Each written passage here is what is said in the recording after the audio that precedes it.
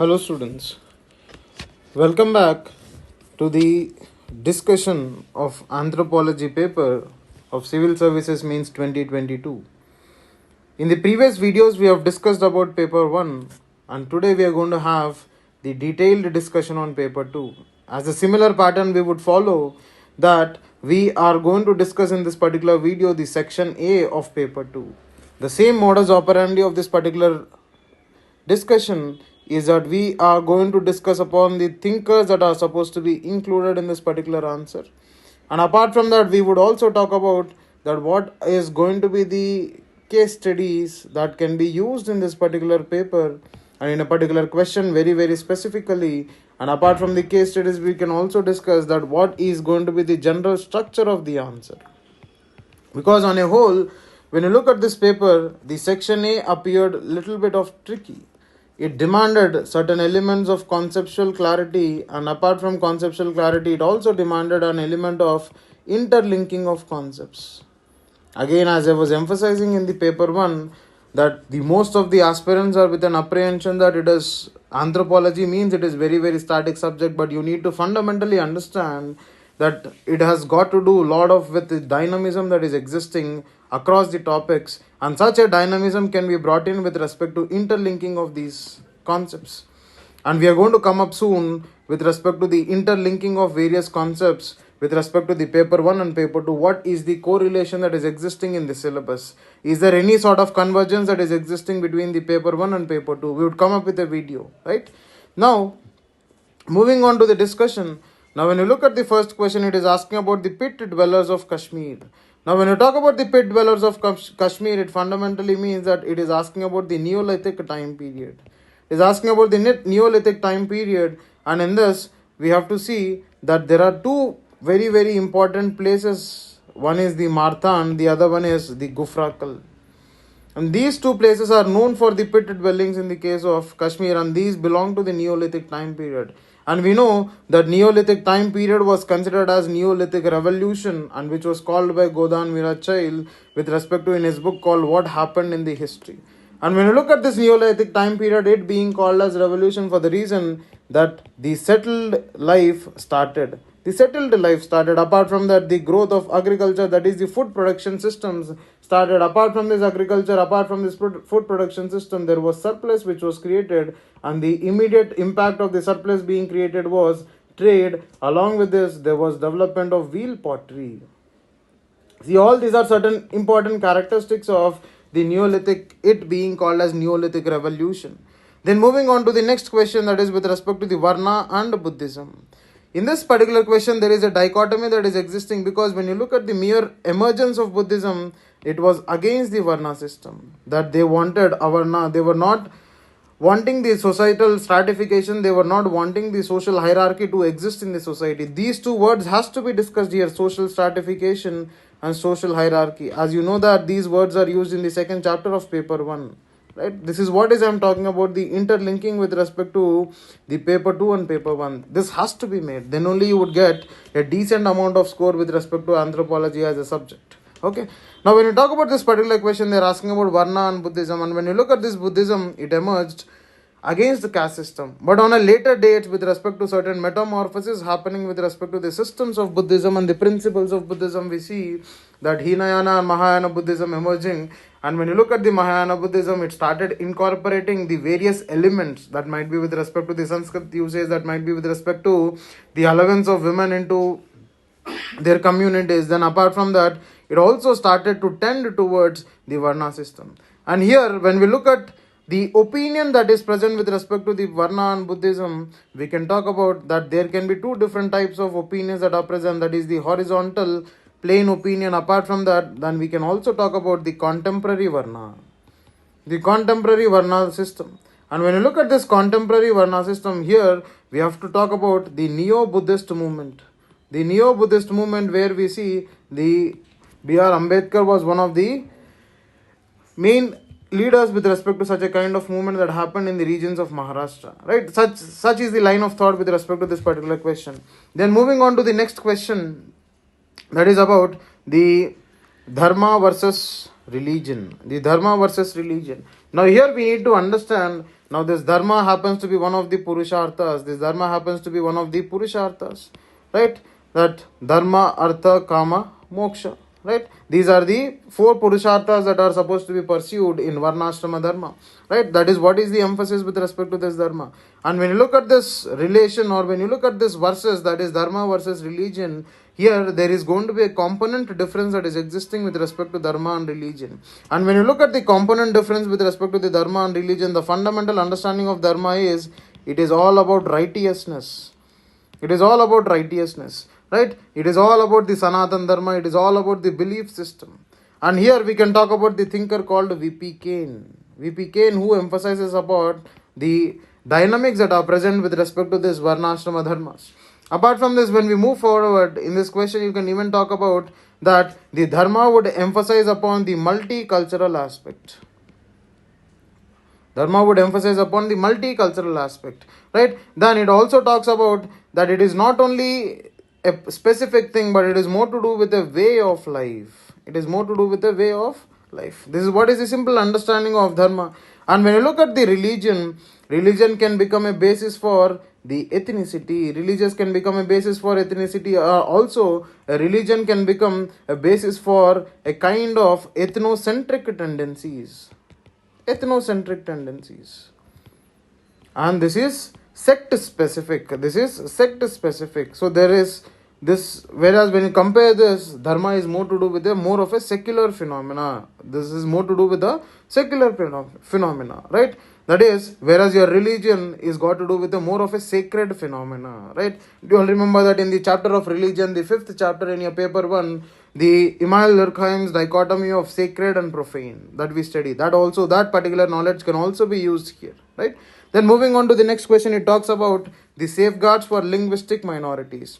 So in the introduction, you can give what do you fundamentally understand by these linguistic minorities, and once you state about your understanding on the linguistic minorities, once you state about the status of the linguistic minorities, we can talk about that what are the safeguards. Now when you look at the safeguards, these can be divided into the separate domain, and apart from this, these can also be divided into the common domain, separate domain or common domain. And when you talk about this separate domain, these are nothing but the specific provisions that are present for the linguistic minorities to be safeguarded. And apart from that, if you have to follow a common structure with respect to the safeguards of the linguistic minorities, we can say what are the constitutional safeguards, we can say what are the legislative safeguards. For example, for when you talk about the constitutional safeguards, we can talk about article 350A, 350B. And when we talk about this, we can even talk about the legislative safeguards. Apart from the legislative safeguards, we can talk about the institutional safeguards, right? All these dimensions can be brought in with respect to the linguistic minorities. Here, please remember that we also need to talk about the tribal languages. We cannot afford to neglect the tribal languages, or the reason that because you see these tribal languages are getting extinct, for the reason the numerical presence of this usage of these languages is on a decline. Then moving on to the next question, we talk about the westernization and modernization.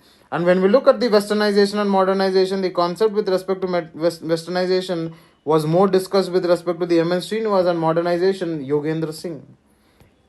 And when we look at the fundamental difference or the correlation that is existing between the westernization and modernization, we see that both of them are mechanisms of social change. Both of them are mechanisms of social change. That is, with respect to that, we have indigenous or exogenic forces with respect to your social change. Now both are the exogenic forces with respect to the social change, and which are enabling the aspect of social mobility that is present in a society.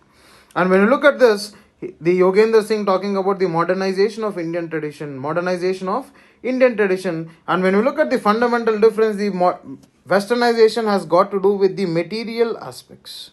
The materialistic phenomena is more emphasized with respect to westernization, but whereas when you look at modernization, the emphasis is purely on the elements with respect to ideology. In this ideology, we have an elements of scientific spirit, we have an elements of the temper, we have an elements of humanism, we have an elements of rationalism, we have an elements of empiricism. All these aspects are going to be emphasized with respect to the modernization, right? A simple line of thought with respect to this question, okay? And if you want to, you can even draw that particular diagram, that the one which you drop for your Sanskritization, keeping British on the top, your Brahmins, Kshatriyas, Vaishyas and Sudras, and all of them try to acclaim the status which is very, very similar to that of British, right? Moving on, the next question with respect to the illustrate the contributions of Iravati Karve. Illustrate the contributions of Iravati Karve to the Indian anthropology. Make a specific mention of her literary contributions. Now here, the UPSC is categorically emphasizing upon her literary contribution, which has to be remembered, right? Now this has got to do with the more of the rote learning and more of the knowledge base when you talk about the literary contribution. And when you look at the Iravati Karve, she was the student of G.S. Gure, right? And she contributed a lot of anthropological work towards the Deccan College, right? And moving on to her major works, when we look at her major works, this is anthropometry. She had her work in the context of anthropometry. Apart from that, she also worked on serology. She also worked on Indology, Indological studies of caste. It is seen with respect to Iravati Karve. Then she also worked on paleontology. And she also worked on the studies of the feminism as a concept in the Indian society. For the reason, when we talk about the impact of family or the impact of feminism on family in the chapter of family, we talk about the Iravati Karve's observations, right? Those have to be remembered for the reason that she has a diversified knowledge, she has a diversified application with respect to the socio-cultural aspect as well as the archaeological anthropology as well as the physical anthropology. That is the reason why Iravati Karve has been repeated twice in the past 3 years. There was a question on Iravati Karve that was asked also in 2019, right? Moving on further, that time it was more to do with the Indological studies of Iravati Karve that was asked in 2019. Right, moving on to the next question, what are the arguments for excluding the Narmada man from Homo erectus? Now we know that most of the perception is that the Narmada man happens to be one of the Homo erectus, that is the Peking man, that is the Java man. All this a part of the Homo erectus, that is general consideration. Right, with the understanding of the Narmada man, what happens is when you look at this, the archaeological remains that were found, that were excavated, were limited in nature. It was limited in nature.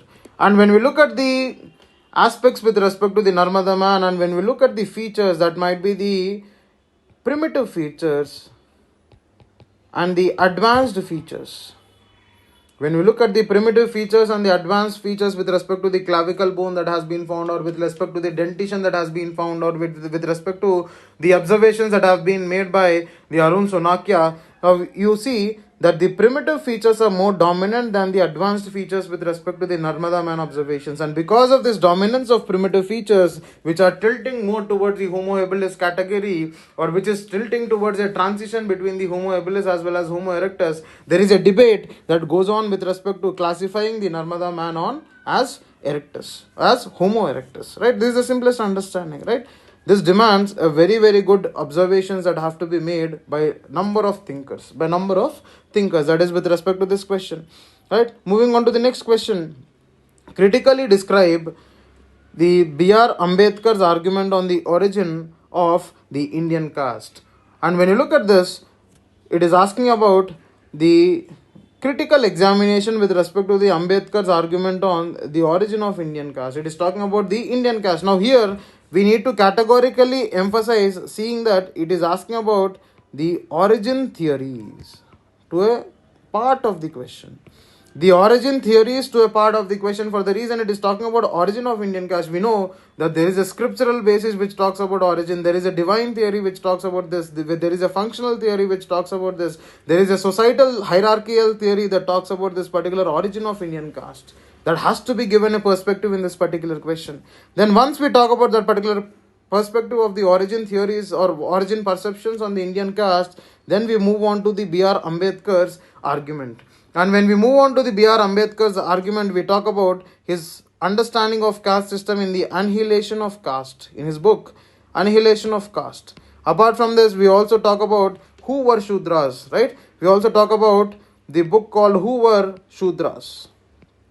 This was also given by the B.R. Ambedkar. And once we emphasize upon this, then we see that it is with respect to the occupation, it is with respect to the idea of purity that is existing. And when we talk about the Ambedkar's argument on the future of Indian caste, that dimension has also to be included. Future of Indian caste. Not only the origin of Indian caste, but also future of Indian caste. Because when you look at the future of Indian caste and the Ambedkar's argument about the future of Indian caste, is that the caste system in India can be eliminated through inter-caste marriages. He talked about complete annihilation. He talked about the system of elimination of caste system, which differed from that of the Gandhian view on the caste system. Right? The simplest debate that you can talk about here.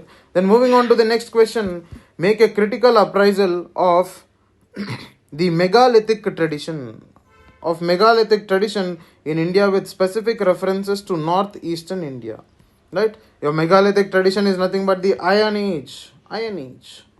During this Iron Age, there was a lot of emphasis with respect to this megalithic tradition, and this megalithic is nothing but a pattern arrangement of huge stones or huge boulders. That is what is the understanding. Right? Now we can mention about the thinkers like Ferguson.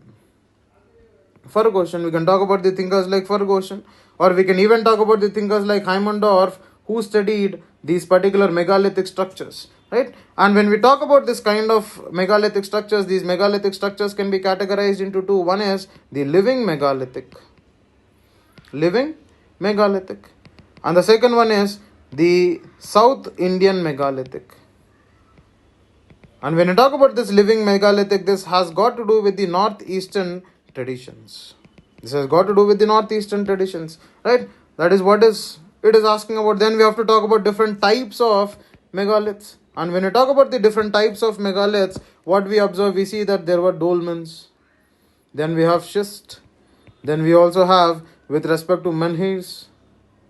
Right? There are different types of these megalithic structures which are present with respect to this, and we have to talk about the corresponding aspects in this particular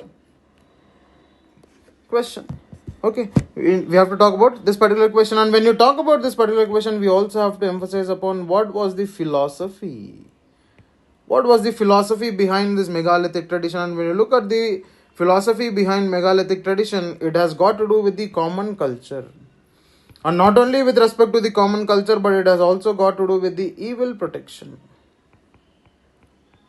This is the simplest understanding, right? And when you have to bring in certain dynamism with respect to this megalithic tradition, you can even talk about the megalithic tradition that being practiced in the present tribal systems. That can also be talked about, right? Then moving on to the next question with respect to this, that assess the contributions of S.C. Dube. And when you look at the contributions of S.C. Dube, it is with respect to the Shamirpet village, right? And when you look at this particular understanding, we get to see that there is a diversified work that is done by S.C. Dube, right? That is with respect to the focus on the politico-economic systems. Apart from that, there was also focus on research methodologies.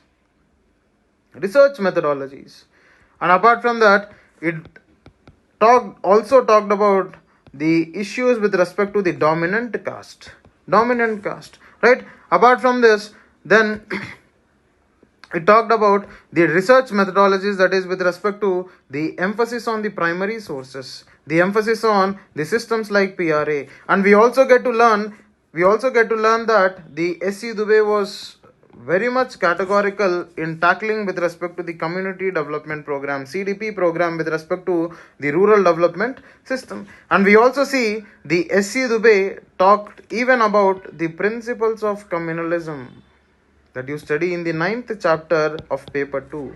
Principles of communalism with respect to Indian villages, with respect to Indian systems that are present, and even talked about the coexistence of various religions, right? These aspects have to be emphasized with respect to the contributions of S.C. Dube.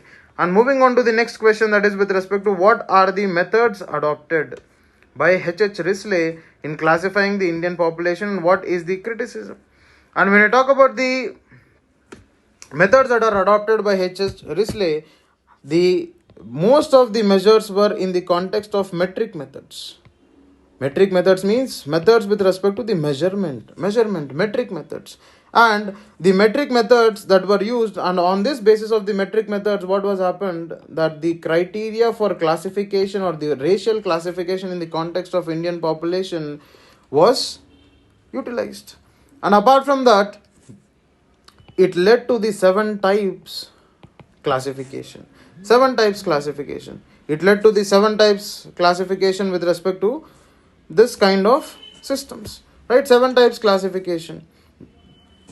Moving on further with respect to the H.H. Risley. Here we see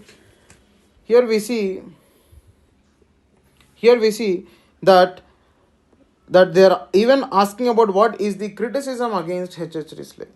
That is, one particular criticism that can be seen, the criticism can be seen with respect to the D.N. Majumdar's observations. The criticism can be seen with respect to the D.N. Majumdar observation.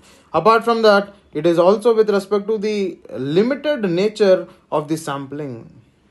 Smaller samplers, the limited nature of the sampling, right? These things can be talked. With respect to this particular question. Now moving on further with respect to the 4th question, globalization on one hand has provided the opportunities. On the other hand, it has thrown challenges on the Indian villages. There's a straightforward question. The question is asking about a critical evaluation of the impact of globalization on Indian villages. A similar question was again seen in the year 2019. A similar question was again seen in the year 2019. Here what happens is, you see that the impact can be evaluated on 4 different broader structures. One can be the agrarian social structure. The agrarian social structure. What is the impact of globalization on the agrarian social structure? Apart from that, the occupational shift. That happened. Then apart from the occupational shift that happened, we can even talk about the concepts of urbanism that the globalization has brought in with respect to the Indian villages. Then also the agrarian policies. Then the caste system that existed. Right? Now here what happens is, now you would see that the caste system happens to change and the caste equations happen to change in the village systems due to the globalization. And here one particular comment can be made that the MNCs are the vehicles and symbols of globalization.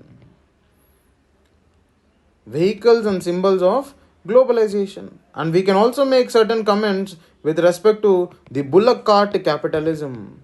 The bullock cart capitalism was another concept that came up with the impact of globalization. Bullock cart capitalism, right? Then we can even talk about the Anthropology studies on Indian villages. We can even talk about the R.C. Verma's studies on the Indian tribes through ages. Right? All these aspects can be discussed. Right? As we discussed in the previous questions about the Iravati Karve, we can even discuss about the Iravati Karve is with respect to the family studies. Right? Then moving on to the next question, it is with respect to describe briefly the proto-history of Gujarat. Discuss the significance of Gujarat proto-history in the international trade. So what is it asking about? It is asking about proto-history. Now most of the aspirants were confused. Arey Babu, what is this proto-history? Now we have to see that prehistory, proto-history. Now when you talk about prehistory, this prehistory is what? This kind of age.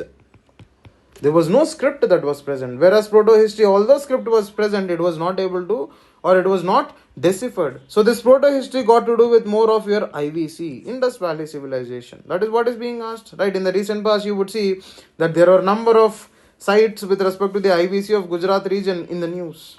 Right? Especially the heritage sites. Right? Moving on further, here you see the proto-history of Gujarat. And when you talk about the proto-history of Gujarat, we can talk about the Lothal, Dholavira.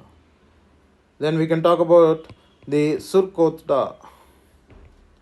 Right? Surkota. All these aspects can be discussed. Then once we talk about this, then we also have to talk about the significance of it in the context of international trade. And when we talk about the significance of it in the context of international trade, here we can talk about the ports. Here we can talk about the ports or the dockyard. Apart from that, we can even talk about the presence of seals with respect to which is an indication of the international trade, the flourishment of the society, the economic flourishment of the society. All these aspects gives an indication that there was an ample amount of international trade that happened through these regions, and also mention of these regions with respect to number of writings during that particular period of time. Then moving on to the last question of section A, and when we talk about this last question of section A, it is talking about the critical examination of what? The indigenization of Christianity in India. And when we talk about the critical examination of indigenization of Christianity in India, here what is it talking? It is implicitly talking about what is the impact of Christianity. It is implicitly talking about what is the impact of Christianity on the Indian society. And here we have to talk about what is the positive effect and also what is the negative impact. This is one dimension here, but we should not use these words positive and negative. Whether it was indigenized or was it not indigenized. Here, because when you talk about the indigenization and not indigenization, we can talk about number of observations that have been made with respect to this. We can talk about the Kehen Sahai's study. We can even talk about the Heimendorf study.